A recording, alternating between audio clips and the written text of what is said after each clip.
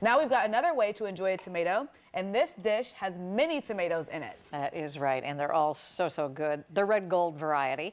I got into the kitchen and helped Mary Hoover make a delicious dish with the help of those tomatoes. Take a look.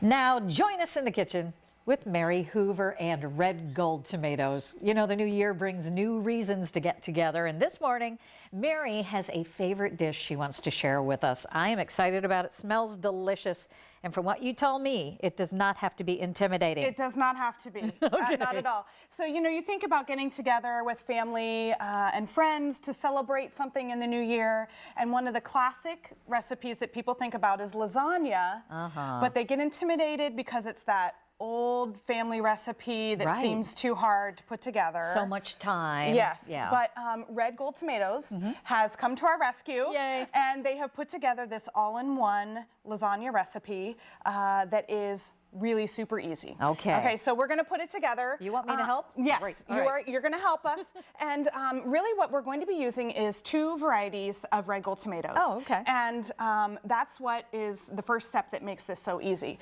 The red gold tomatoes that we're going to be using are these crushed tomatoes. Sure. And then this variety that is basil, garlic, and oregano. So those classic Italian seasonings are already in the can, and we can smell it already from here. I wish we had smell-o-vision, right? And so this is what's just in our dish here is those tomatoes with a little bit of extra Italian seasoning and a little bit of water as well. And we don't have to simmer this on the stove.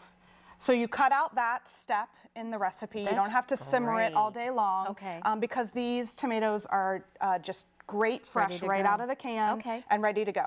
So what I have here is sort of deconstructed layers of our lasagna to show you how it goes, okay? So the first thing we're going to do is we're going to put in our sauce layer. Did you put anything under it? You have to grease it? No, you don't at all. You're just going to put down that sauce layer. I love how the crushed tomatoes are almost like a sauce. And then the oregano, the one with the spices in it, has a little more texture to it. I smell it. It's good. And then the next thing we're going to layer on is the noodles. And this is the second time saver.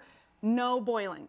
Wow. No boiling in the noodles. It's always the big question. Do you cook them before? Yeah, No. you don't have to because the sauce layer underneath, those noodles are going to soak up the juice, you know, the liquid that's in the sauce, and it's going to kind of bake those noodles as you bake it, okay? So if you want to add on our extra pieces of the lasagna there so that we can fill in our layer.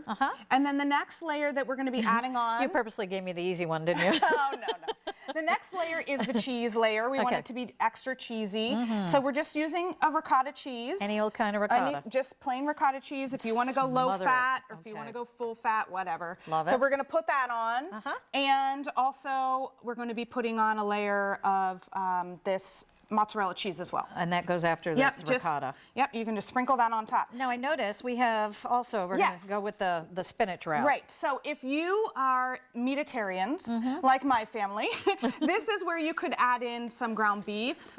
You could add in some spinach. If you just want to go with more of a vegetarian route, then you don't have to add that. So really you can customize this next layer to your liking. You could do sausage, ground beef, the spinach, whatever you'd like, or just keep it with the cheese. The key being it's all in one pan, all in one pan, right? Wow. And then you would just go again with another layer of the sauce and the noodles. So right on top, we're just going to do another layer of the sauce, just generous on there.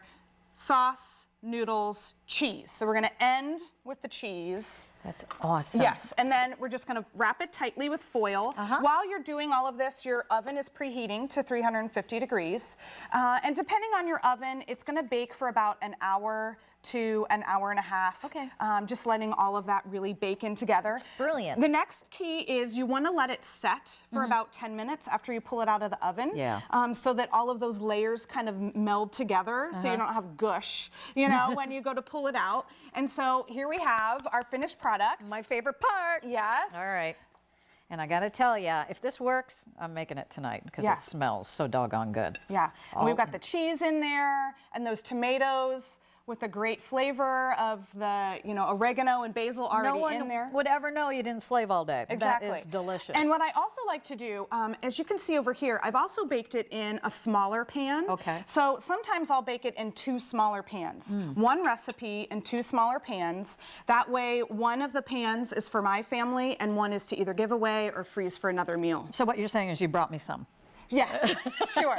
You can take it home with you. See how I work, right? Yeah. Well, if you want these recipes, these family-inspired, delicious recipes, there's an easy way to get them. Visit redgoldtomatoes.com. You will not be disappointed. Thank you, Mary.